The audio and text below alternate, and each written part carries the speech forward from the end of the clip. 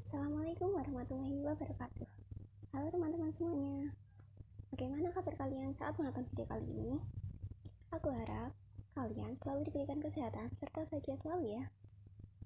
Dalam video storytelling kali ini, aku, Aisyah Firanda Kartika, akan membahas mengenai salah satu sahabat Nabi yang bernama Abdurrahman bin Auf. Kenapa sih kita membahas Abdurrahman bin Auf? Memang apa spesialnya beliau? Nah, agar kalian tahu keistimewaan dari salah satu sahabat Rasulullah ini, akan aku jelaskan mengenai beberapa fakta menarik tentang Abdurrahman bin Auf. Jadi, simak video ini sampai habis ya. Selamat menonton. Abdurrahman bin Auf termasuk dalam kelompok as-sabiqunal awwalun atau mereka yang pertama-tama memeluk ajaran Islam. Beliau mengucapkan kalimat syahadat berselang 2 hari setelah Abu Bakar As-Siddiq. Rasulullah menjamin Abdurrahman bin Auf sebagai salah satu dari 10 orang yang akan masuk surga nantinya. Pada saat Rasulullah masih hidup, Abdurrahman diamanahi untuk menjadi seorang mufti atau yang memberikan fatwa di Madinah. Abdurrahman bin Auf sangat mahir dalam hal berdagang. Beliau mendapatkan banyak sekali keuntungan dari hasil jual beli.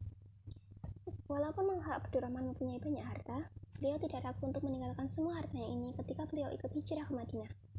Di Madinah, Rasulullah mempersaudarakannya dengan salah seorang kaum Ansor yang bernama Sa'ad bin Rabi al-Ansori.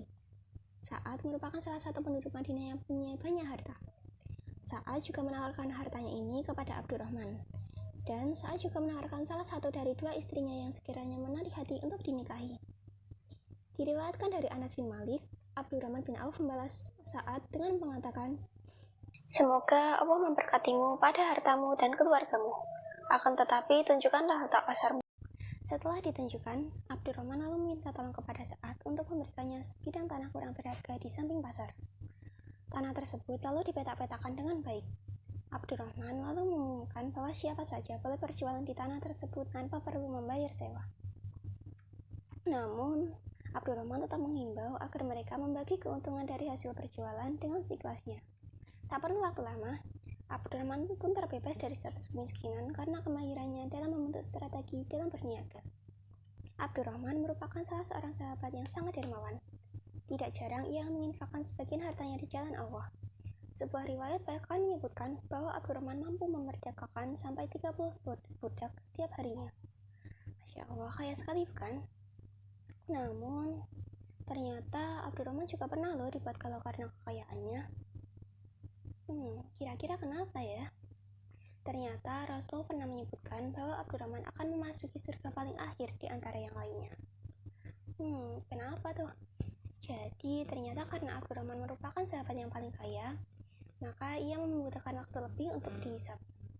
Di tengah keresahannya ini, Abdurrahman pun lalu mencari solusi dengan mendatangi Nabi Muhammad dan menanyakan apa yang sebaiknya ia lakukan.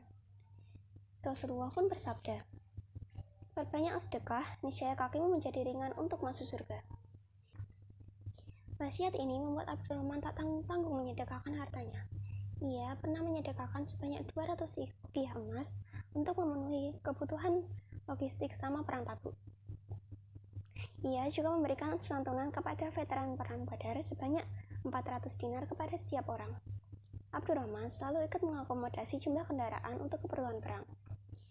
Dan sudah memerdekakan sebanyak 30.000 hamba sahaya loh. Masya Allah, ternyata masih banyak lagi loh bentuk kemurahan hati dari Abdurrahman bin Auf.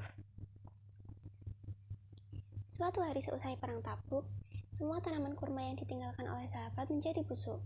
Kurma tersebut tidak layak untuk konsumsi dan nilai jualnya pun menurun.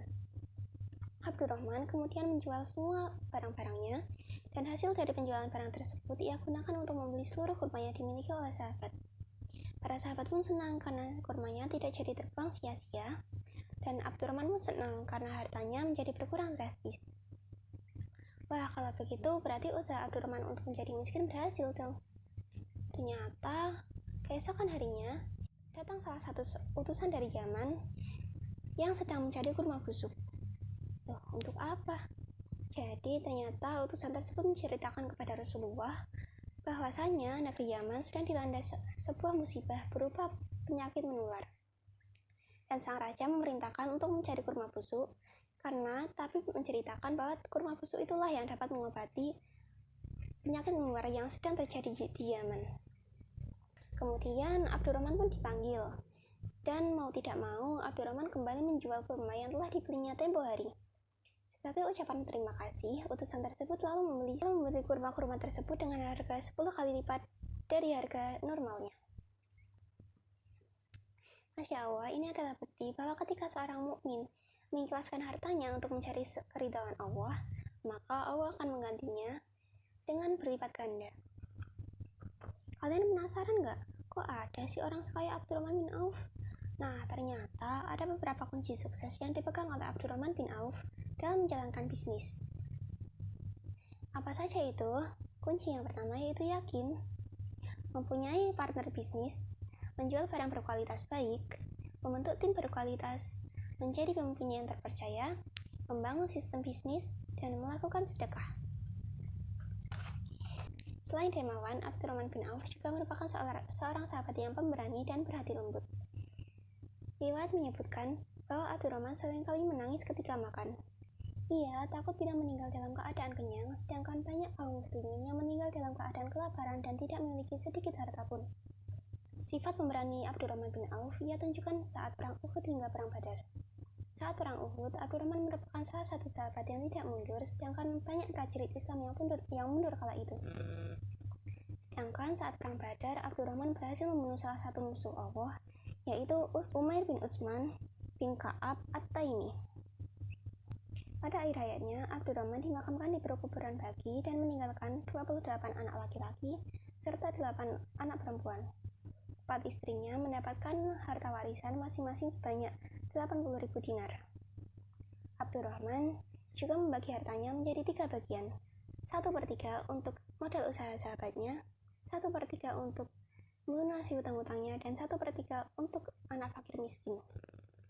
Semua ini dilakukan untuk memperingankan langkahnya menuju surga. Masya Allah, sungguh kepribadian dari Abdurrahman bin Auf sangat patut untuk dicontoh ya.